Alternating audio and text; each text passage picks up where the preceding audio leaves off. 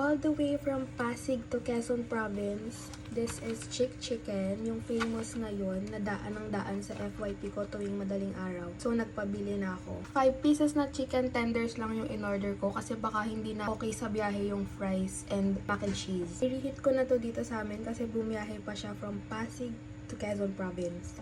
That's 4 hours. Na-reheat ko na to sa air fryer, so lumutong na ulit siya. And let's check kung totoo ba yung sinasabi ng mga nagre-review dito.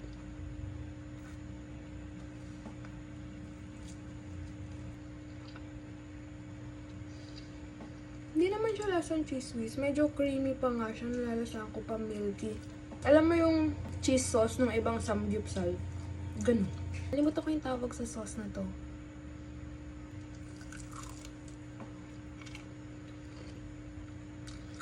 Si malutong pa rin siya after 4 hours. Kahit biniyahe ko pa to, nalagay pa to sa ref. Actually, hindi na siya after 4 hours eh. After 24 hours na to since binili. Kasi hindi ko siya nakain nung inuwi siya. Yan. Chicken tender with a white sauce.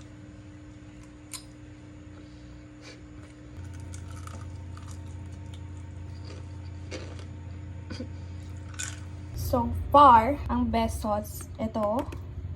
Next, etong ranch. Sunod yung cheese. Pwede na to ng 8/10. Wala namang kakaiba.